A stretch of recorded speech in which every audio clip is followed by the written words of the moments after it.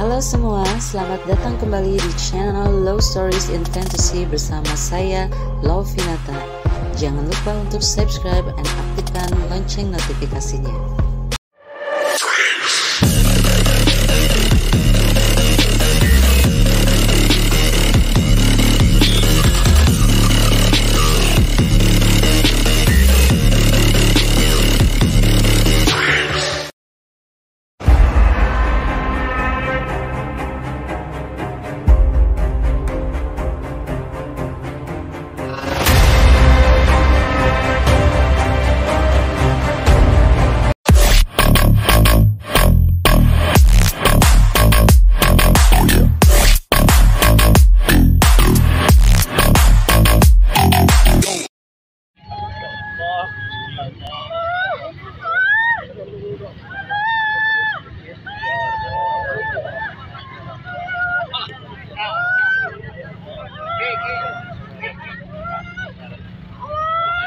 Rizka.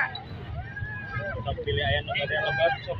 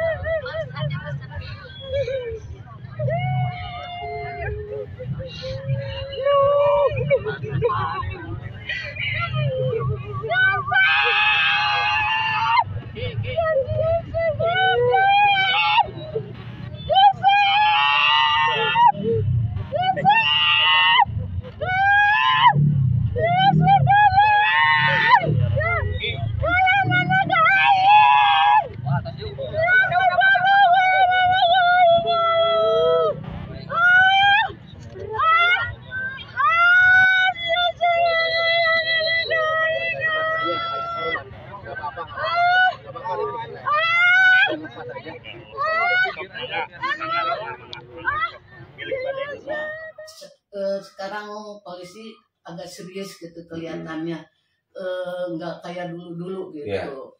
Kalau dulu cuman formalitas doang, bisa kasel sampai aral gitu, sampai canggel-canggel beheng kata saya.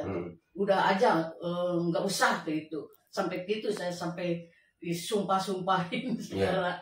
Tapi sekarang rasanya benar-benar gitu, mencari gitu, menelusuri ke ini gitu.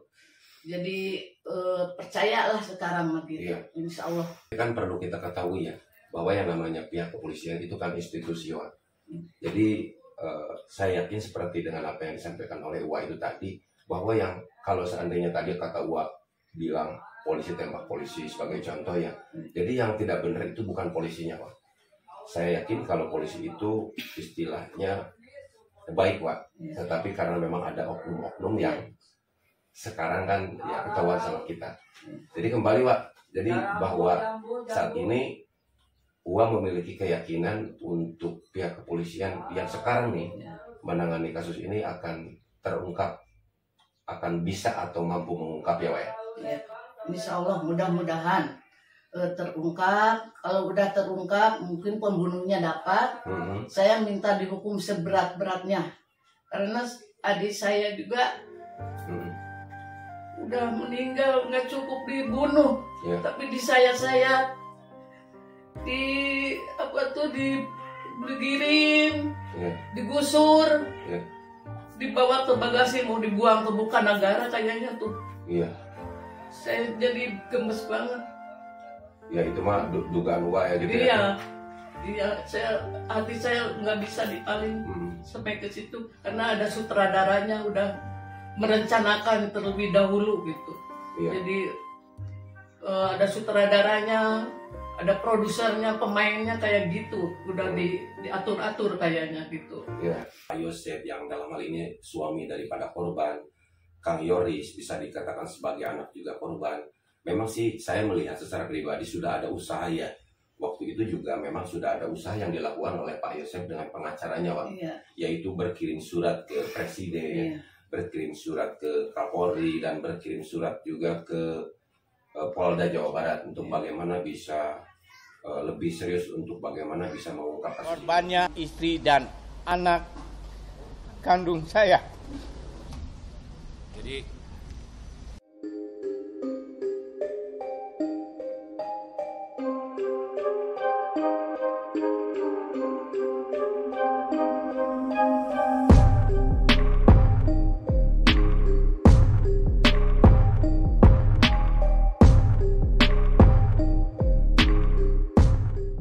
saya atas nama kepala keluarga, suami, dan orang tua kedua korban, yaitu istri dan anak saya atas nama Tuti Suhartini almarhum dan Amalia Mustika Ratu binti Yosef, ingin menyampaikan beberapa hal terkait dengan kejadian terburuk di kehidupan saya, yaitu kasus yang menimpa keluarga saya, bahwa pada tanggal 18 Agustus 2021 telah terjadi pembunuhan yang mana korbannya adalah istri dan anak kandung saya.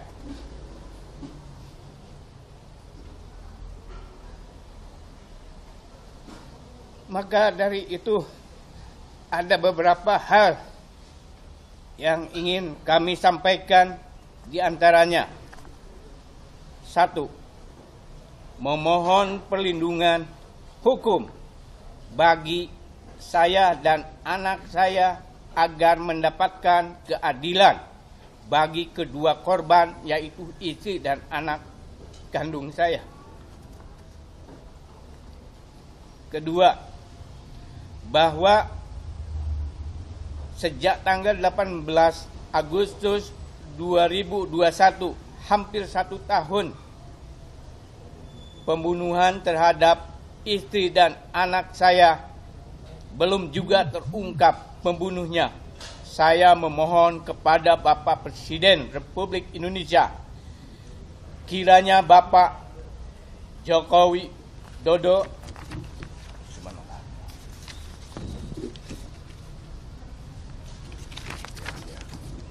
untuk membantu agar Kepolisian Republik Indonesia segera mengungkap pelaku pembunuh terhadap istri dan anak kandung saya. Selama ini kami hanya mendapatkan jawaban sudah ada titik terang, sudah ada titik terang, sudah ada titik terang. Akan tetapi hampir setahun keadaannya masih tetap gelap. Terus ada KDRT juga pernah. Jadi mama itu didorong berkelahi lagi tuh kan, didorong ke kursi sambil ditahan, seolah-olah mau dijadiin tersangka katanya. Terus apalagi dari pihaknya keluarga tersangka ini.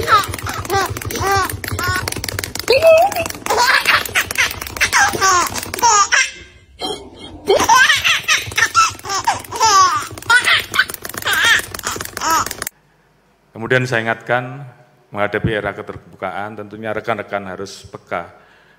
Bagaimana rekan-rekan harus mampu melaksanakan komunikasi publik dengan baik. Peka terhadap situasi, peka terhadap apa yang diharapkan oleh masyarakat, dan kemudian kita bisa melakukan langkah yang tepat.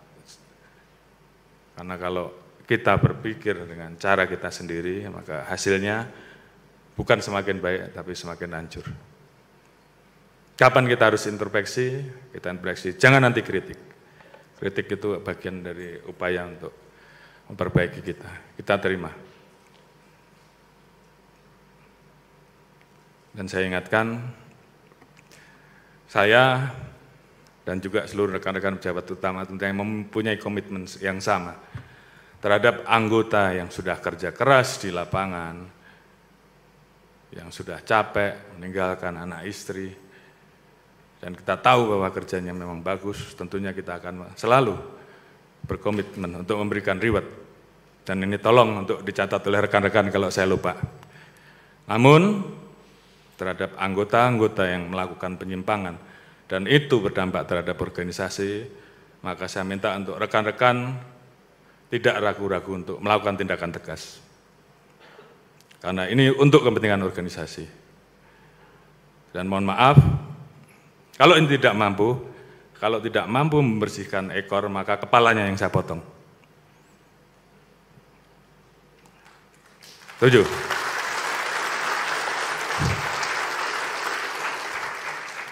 Tapi saya yakin rekan-rekan mampu semua untuk melaksanakan, karena ini semua untuk kebaikan, untuk organisasi yang kita cintai, untuk organisasi yang kita sudah bersusah payah berjuang di dalamnya, dan pilihannya satu, bagaimana kemudian membawa organisasi ini menjadi semakin lebih baik. Dengan organisasi yang baik, maka pemerintah akan kokoh, negara akan kuat. Implementasikan kepemimpinan lapangan, menjadi teladan, menjadi pelayan, dan pahami setiap perubahan yang ada, sehingga kemudian kita bisa memimpin dengan baik, memahami dan mengerti apa yang dibutuhkan, sehingga kita bisa mengambil kebijakan-kebijakan dan keputusan yang memang sesuai dan diharapkan.